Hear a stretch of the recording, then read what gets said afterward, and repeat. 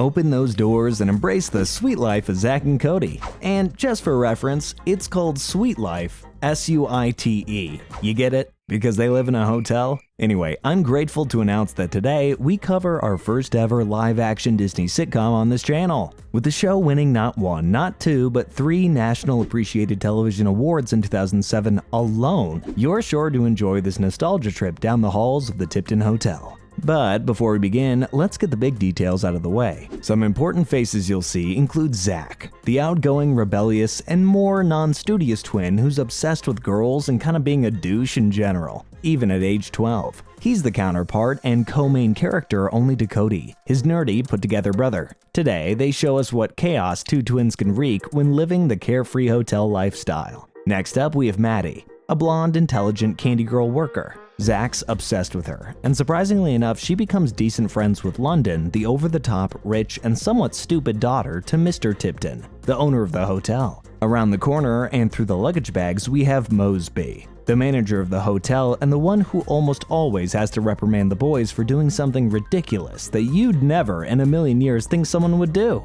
Upstairs, probably in their living room, Carrie resides, Zack and Cody's mother and singer at the hotel. Her ex is Kurt, the boy's biological father who appears several times throughout the series. He's barely present in their lives due to his ongoing job as a band member who's always on tour. Last but not least, some familiar faces that would be good to know are Esteban, the kind-hearted night manager at the hotel, and of course Arwen, the goofy mechanic who's obsessed with the twins' mother, Carrie. And with that, I ask that we all check in, get comfy, and enjoy yourselves during our sweet life journey together.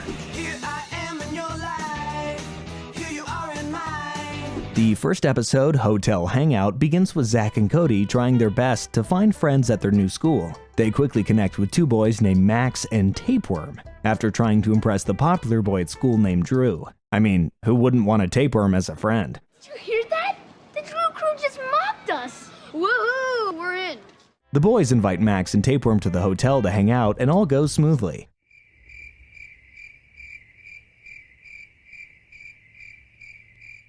However, the next day, Drew asks the twins about their living situation and seems intrigued on the whole hotel thing. Unknowing of the evil in his soul, the boys invite him and the Drew crew back to the hotel with them that night. It's there that the twins make multiple questionable mistakes, such as letting Drew wreak too much havoc and convincing them to ditch Mac and Tapeworm due to the fact that they're presumably lame. It's only until Mr. Moseby gets involved that the twins are urged to get rid of Drew and have him leave the hotel immediately. I know. Hey, 3-foot-long grinders at the St. Mark Hotel across the street! They find him and the Drew crew on the roof, and after urging him to leave, Drew sends a basketball flying in frustration and ends up breaking a large satellite on top of the building, causing Zack and Cody to pick up after his mess. Their mother gets involved, and eventually the hotel is saved from the satellite falling. The twins' punishment is to scrub the entire jacuzzi with their toothbrushes. How practical.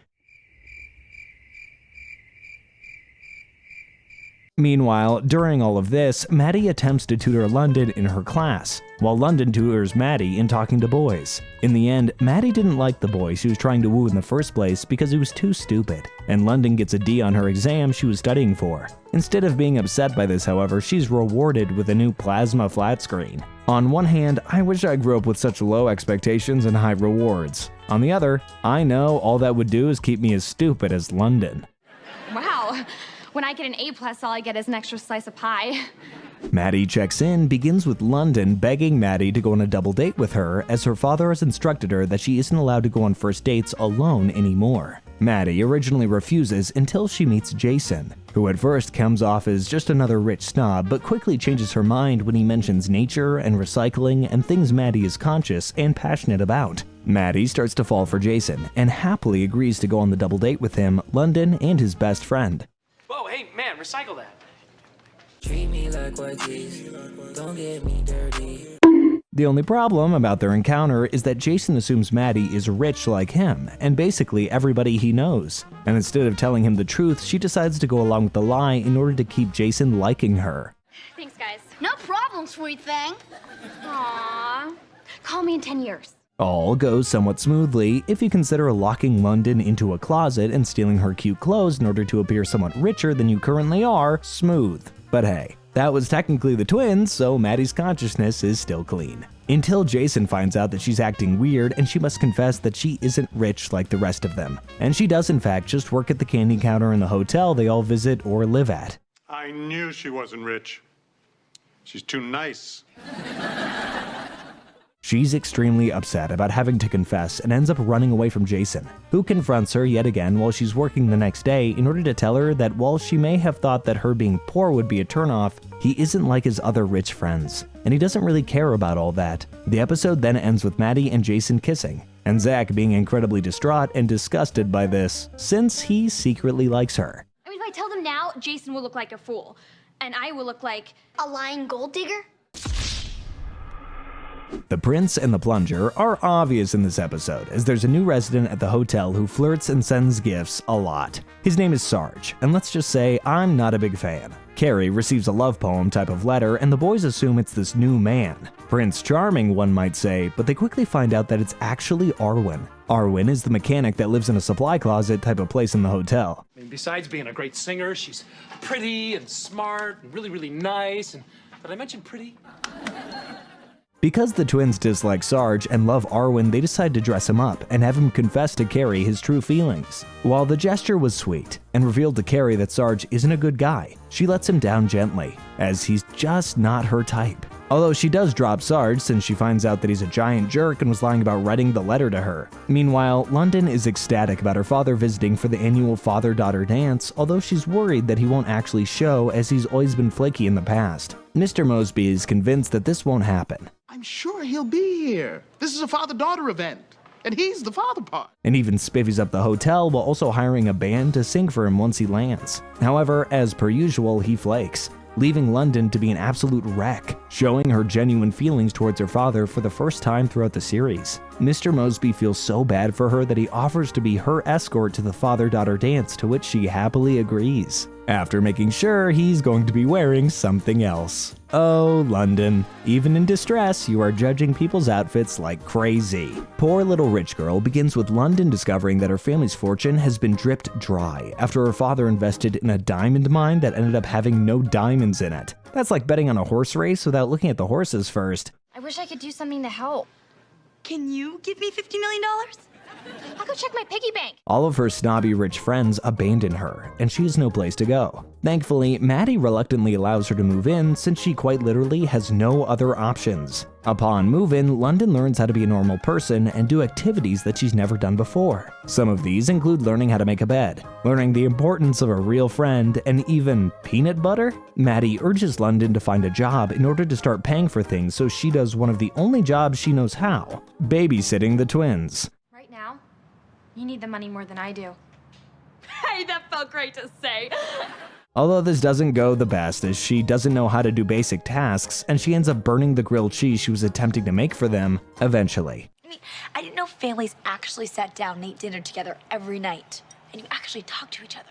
London's dad finds oil in the diamond mine, and she becomes rich again. That's like betting on a horse race and, accidentally winning a slot machine instead? I don't know. While London gets her old life back, she doesn't neglect or forget how important Maddie has become to her, and how she was the only real friend that stuck with her through the rich and through poor. They acknowledge each other as real friends for the first time. We are introduced to Zack and Cody's father for the first time ever in this episode, Dad's Back. Zack quickly becomes obsessed with his dad's fun lifestyle, which includes touring around and having no responsibilities with his band.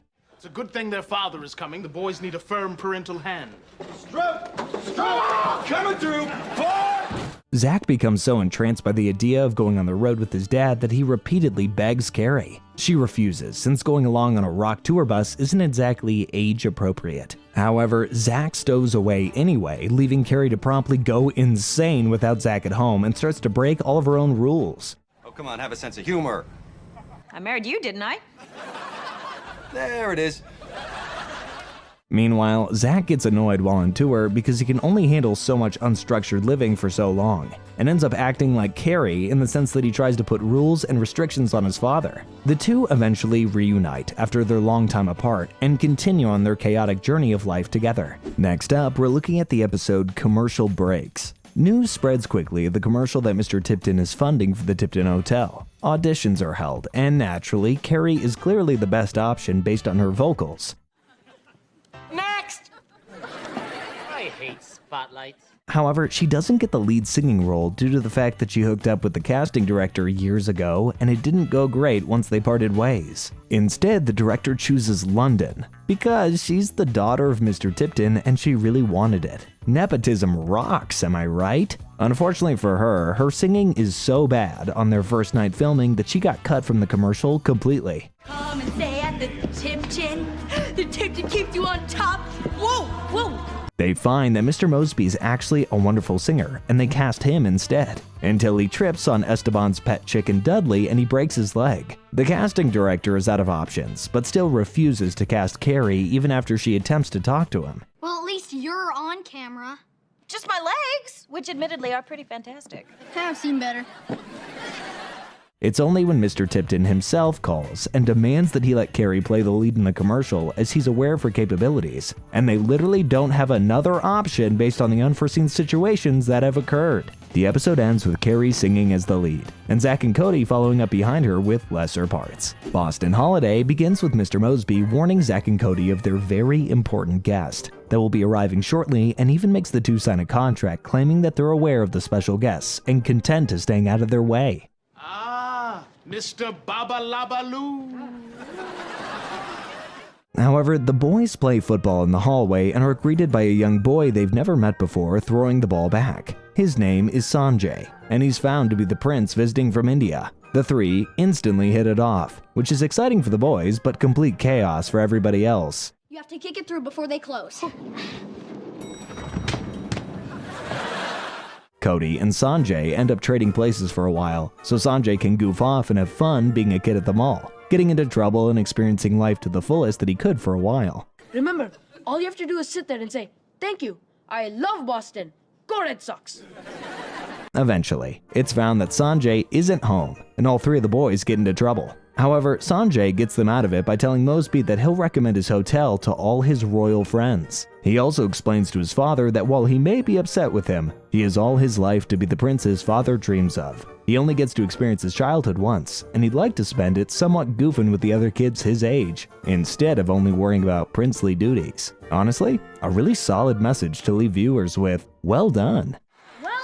Well, Zack's in jail. Why am I not surprised? The first episode of Season 2 starts off hot and heavy, with many arguments and some making out? Okay, Disney Channel. Didn't know we did that sort of thing. Moving on, the episode begins with Cody getting incredibly upset with Zack for never cleaning his room and keeping his side dirty at all times. The twins have been sharing a room up until now, but Cody finally explodes on Zack for always getting in trouble for the messy room despite his side being clean. Perfect. Whoa! What the? He chooses to move into their large closet in order to keep his space separate from Zack's once and for all. Zack gets upset because all of their friends like hanging out in Cody's closet more than their shared room space because it's cleaner, cozier, and more fun to be in. He ends up confessing his feelings to Cody and cleans their room in order to apologize for how he's been acting. Sorry. I have a big screen TV for Cody Martin. Great! It goes to the den right this way. Cody agrees to move back in with Zack only if he chooses to keep the room clean from now on. Honestly, that's pretty reasonable. If you have a roommate in your life, be a Cody, not a Zack. Meanwhile, London tells Maddie that she has a crush on a smart guy who's into art and the environment and things like that, and she wants help. Just tell him your favorite composer is Bach. Where's he been? He's dead. So we came back from the dead?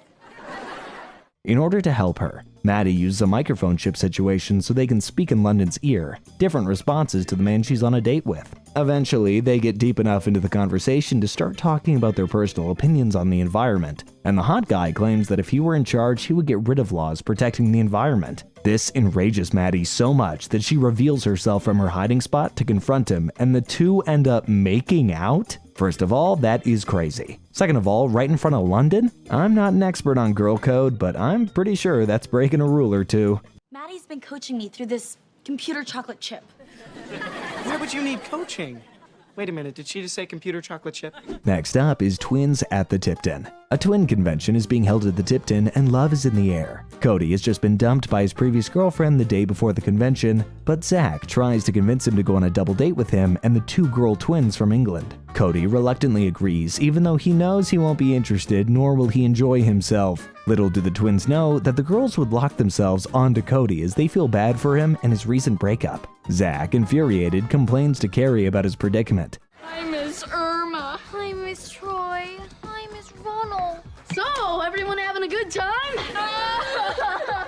Yet she has no sympathy for him and claims that clearly Cody wasn't ready to start seriously talking to girls again, considering his situation. However, she's proven wrong when Cody walks in later, arms locked with the two twins still. Oh, sweetie, cry on my shoulder. He's crying on my shoulder. He has two eyes, doesn't he? Meanwhile, London and Maddie are obsessed with a twin named Kirk and fight over him for a while. He eventually invites the two on a double date with him and his brother, to which Maddie agrees, assuming that they'll be identical. However, she quickly finds that his twin brother Dirk is far less attractive. He's smarter, which would normally be a plus for Maddie. Where? Is it beyond the funny-looking guy? However, he uses his smarts to tell the three of them weird and strange, unsettling facts that nobody asked for. Maddie eventually corners Dirk, and he confesses that he doesn't think very highly of himself and he knows he isn't as attractive as his brother, nor is he as good at talking as he is. Maddie attempts to reassure him that he has potential and that he can get better, assuming that he likes Maddie and she may start liking him back, as long as he tries harder to be normal around her. However, he then goes on to say that he wants Maddie to help him steal London from his brother. The audacity of this man to take Maddie's sympathy for granted and messing with her feelings during the process causes her to dump a pitcher of water on his head. What the hell was going on in this episode? I still don't know, and I rewatched it as an adult. See you tomorrow for breakfast. Tea and scones. Mwah. The episode, simply titled Bowling, starts with the Tipton in deep competition with St. Mark, a rival hotel across town in Boston. They've been playing sports with each other for a while now, but the Tiptons lose too frequently. When Zack overhears this, he suggests they play a game of bowling to settle the score, since he's really good at it. Moseby agrees and the date is set. Okay, who's good at bowling?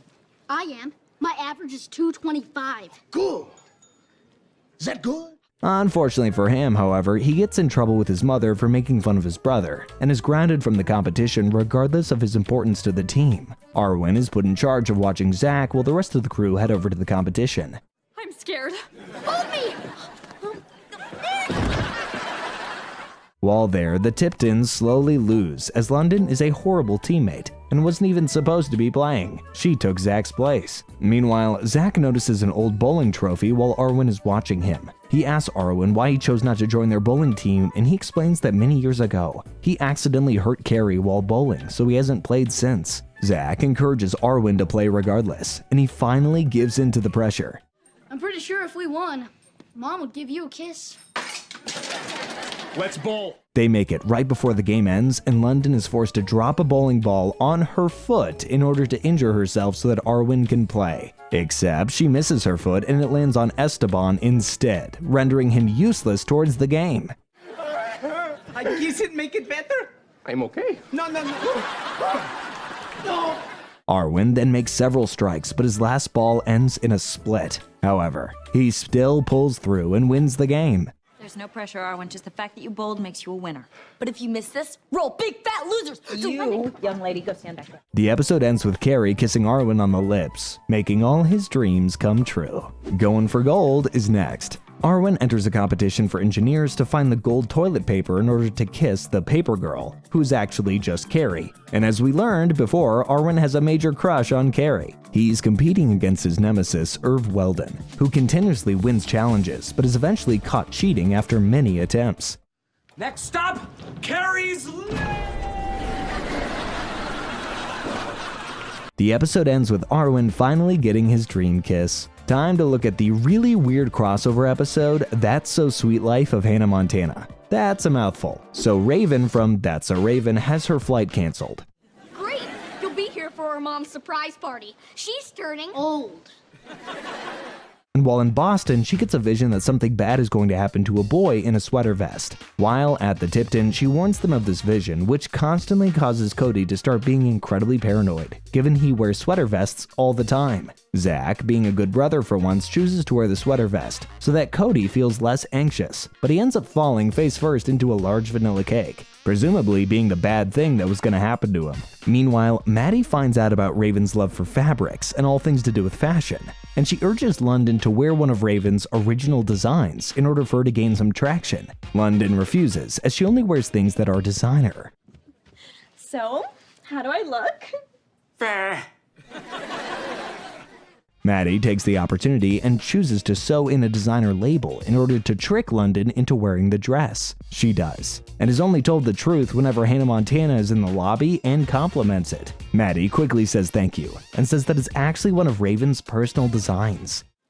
I'm wearing something made by someone who's not famous? I've never done that before.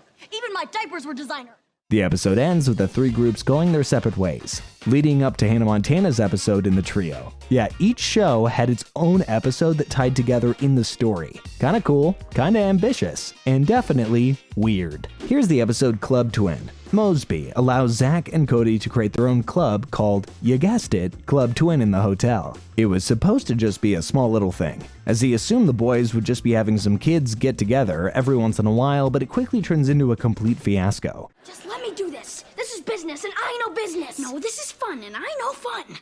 The first night of the club starts off intense, as Zack already has the mindset to not require women to pay to get in, as he knows that one girl will cause 3 paying men to show up. This alludes to the common practice of frat parties, and their tendency to want as many chicks as possible. Colleges really are hubs of sophistication. Unsurprisingly, Zack's plan works. Their club is a huge success. However, their success makes Zack feel as though he must overachieve in order to keep up the hype and money of their new business.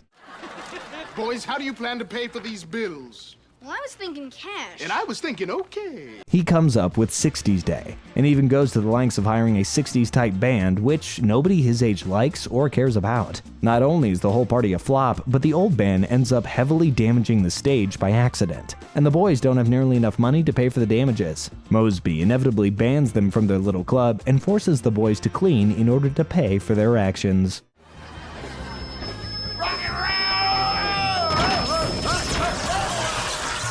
Time for another special, this time being The Sweet Life Goes Hollywood. This 2-part adventure begins with the twins being discovered by talent scouts while just living their normal lives in the hotel. They explain to everybody that they've sold the idea of Zack and Cody, and they're all invited to be on the show as consultants. It's only until actually there that Zack and Cody are offered real parts as their own characters, to which they happily agree.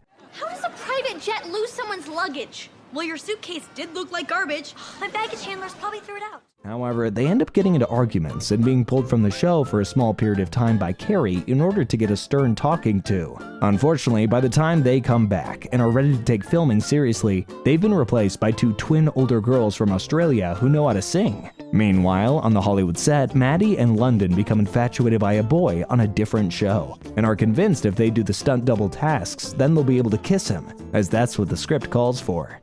Next time, wait until I say action. Okay? All right, let's do it again.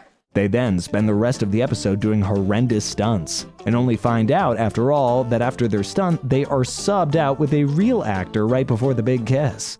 That's it. Closer, closer, closer, closer, closer, and cut! All right, bring in the real actresses. What? The episode ends with everybody back at the real Tipton carrying on with their regular lives. Time for Season 3, Episode 1, Graduation. Somehow, Zack pulls off faking his graduation, which in this day and age is harder than faking your death. So honestly, I am proud of him. The episode begins with Zack finding out that he isn't going to be able to pass English in time for graduation, and will actually be having to take summer classes. This bums Zack out, but he's prepared to tell his mother and suffer the consequences of his actions. You sad to be leaving middle school? Well, would you let me handle this?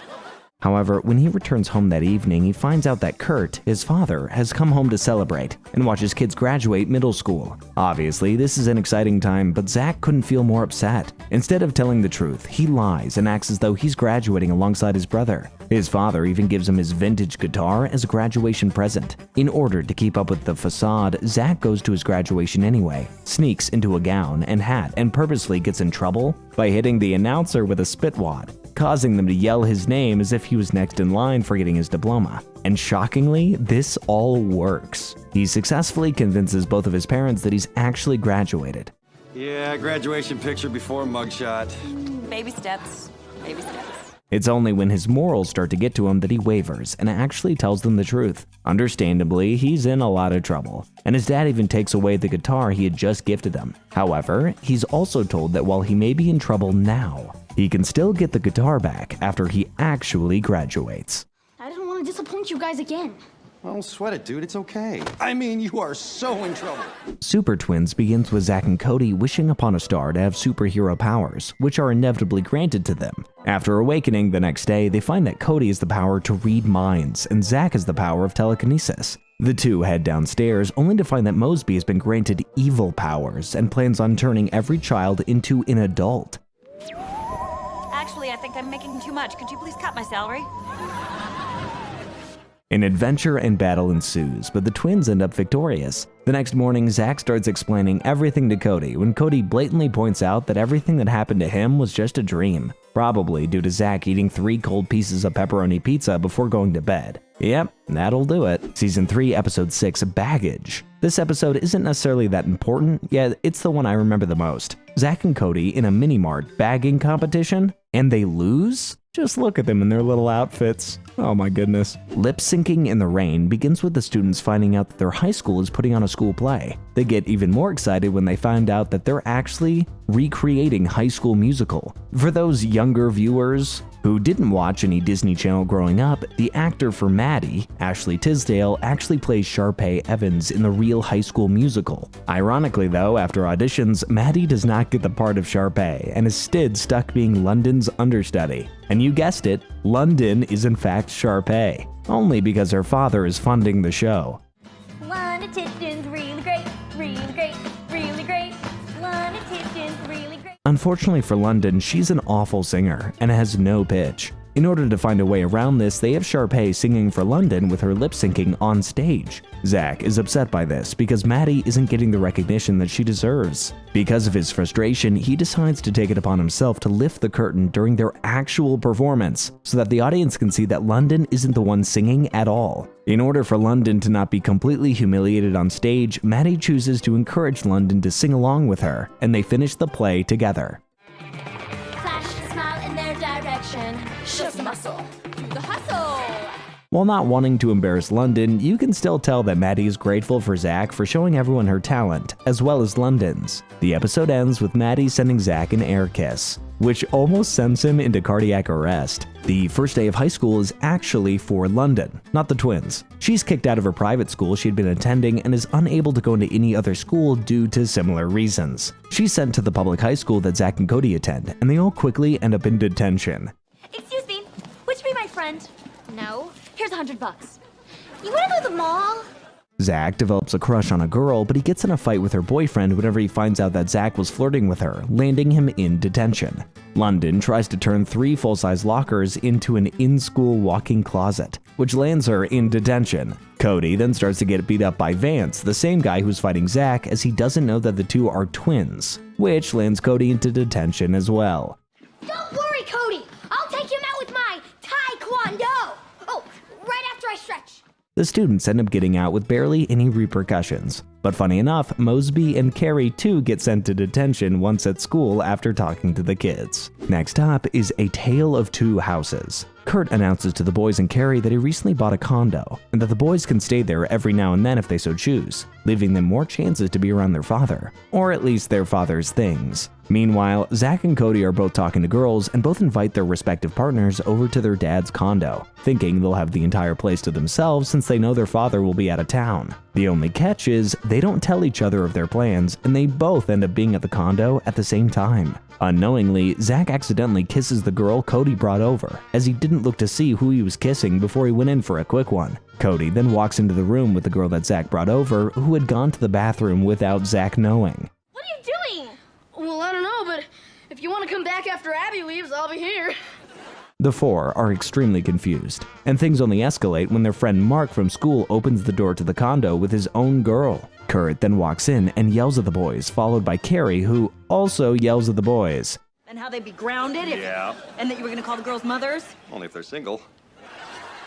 Man, my head hurts. Time for Doing Time in Suite 2330. Now that is a title. Carrie gets tired of the twins' antics for the last time, and she decides to ground them until further notice inside of their own suite. London, however, normally has the boys host her little podcast and needs a person to help her since she will be competing for the Golden Nettie Award. She makes Maddie be the new producer and even hires Chris Brown to be as their guest star. On top of that, Zack and Cody sneak out of the apartment as they probably usually do when they're grounded, as they were planning on getting the Cheetah Girls on. I thought Cody was your producer. He got grounded by his producer. So, would you produce? Once on the podcast, they were shown laughing and dancing, which coincidentally is right when Carrie logs on to take a look. She storms up to London's suite and goes in on the twins for literally never behaving and constantly breaking their groundings. Zack responds with something like, well, maybe just don't ground us if you don't want us to break the rules. This sends her over the edge, and honestly, I'm surprised that Zack is still alive for several more episodes. She sends the boys back to the suite, and I think it's safe to say that they're probably still rotting there to this day. London Tipton's really great and deserves the opposite of hate, which is love! Which is love. Zack and Cody's finale, Mr. Tipton Comes to Visit, begins with Moseby explaining to everyone that Mr. Tipton is planning on visiting, and if he's in a good mood, he'll grant somebody an extra cash prize. The episode then cuts to everyone explaining why they should be the one to receive the award. However, things turn for the worse when they find that he's actually in a rotten mood. Such a bad mood, in fact, that he plans on actually firing somebody. Instead of happy memories as to who will win the money, they start making excuses and explanations as to why they shouldn't be fired. This is terrible! It's dishwater. Need soap! Once there, Mr. Tipton ends up firing a maid that doesn't even work there anymore, although he had no idea about this. Once gone, Moseby questions why the maid was even there, which is when Zack and Cody come forward and explain that they called her and offered her $40 if she would come back to the hotel and pretend to still work there. That way, she'd be the one to get fired, which would not impact her at all. Moseby is shocked by the twins' brains, and he offers to pay her the $40 instead. However, he didn't have a $40, he only has a $100 bill. Instead of giving him the change, the episode ends with her taking the full amount of money and calling a taxi. Well, fair enough. What a weird finale. And that is the entirety of the sweet life of Zack and Cody. What are your favorite moments from the show? Let me know in the comments below, and be sure to subscribe so you never miss another video of ours in the future. See ya!